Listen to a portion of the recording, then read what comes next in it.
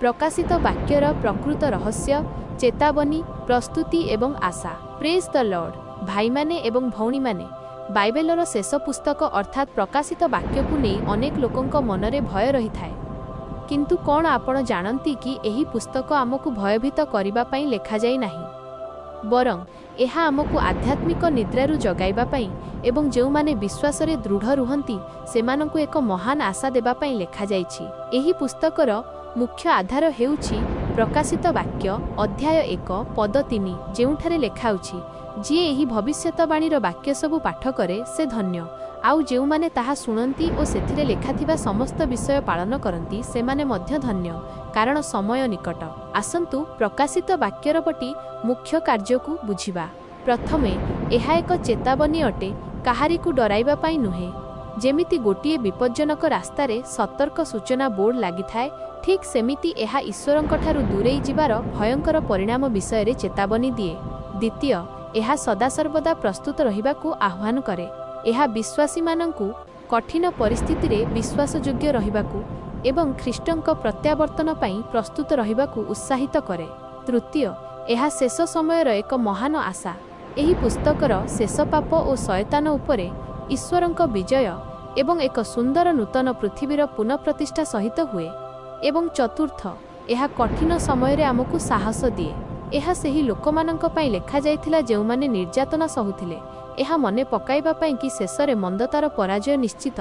एबे आसंतु एही पुस्तकरे थिबा केतेक मुख्य प्रतीक बा सिम्बल्स को सहजरे बुझिबा। 7टी मुद्रा द 7 सील्स, एहा सेही 7टी घटना को देखाए जहा द्वारा पृथ्वी पई ईश्वरंक योजना प्रकट हुए। 4 जण अश्वारोही द 4 होर्समैन, एमाने संसार रे विजय, युद्ध, दुर्भिक्ष एवं मृत्यु को सूचांती जहा पृथ्वी रे महाशून्यता आनी थाए। पशु माने द बीस्ट्स, एहा सेही अधार्मिक और मंद शक्ति गुड़ी को सूचाए जहा ईश्वर एवं तांको लोकमानंकर विरोध करंती। 666 संख्या द नंबर 666, एहा मनुष्यर गर्व, अहंकार एवं ईश्वरंक शासन विरुद्ध रे विद्रोहर एक संकेत। मेषशाबक द लैम्प, एहा प्रभु जीशु ख्रीष्टंकु सूचाए जी विजयी, योग्य एवं संपूर्ण सृष्टिर नियंत्रणकारी अटंती। जदि आमे प्रकाशित वाक्यर संपूर्ण कहानी को एक बड़ चित्र रे देखिबा, तेबे एहा फटी मुख्य भागरे गति करे। 1, ईश्वर ही सर्वे सर्वा, ईश्वर निज स्वर्गीय सिंहासन रे विराजमान अछंती, से सबु जानती एवं सबु किछि तांको नियंत्रण रे अछि। 2, जगतर विपर्जय, पाप, विद्रोह एवं मंदता जोगु सारा पृथ्वी रे दुख, कष्ट एवं विचार आसी थाए। 3, ईश्वरंक लोकमानंकर परीक्षा, विश्वासी मानंकु विभिन्न परीक्षार सम्मुखीन हेबाकु पड़े, किंतु सेमानंकु शेष पर्यंत विश्वासी रहिबाकु आह्वान दिया जाए।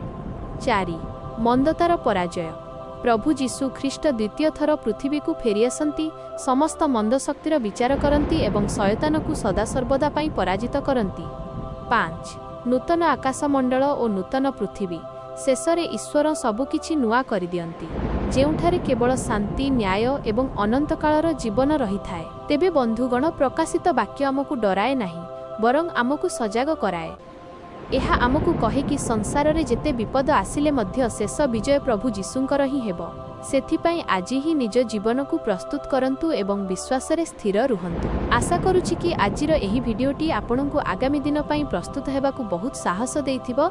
जदि आपण बाइबेलर एमिति ही अनेक गभीर सत्यता को सहज भाषा रे बुझिबाकु चाहुछंती, तेबे एही भिडियो को लाइक करंतु, निज सांगमानंक सह शेयर करंतु एवं आम चैनल को सब्सक्राइब करबाकु जमारू भूलंतु नाही। Praise the Lord. ईश्वर आपण समस्तंक को मंगल करंतु।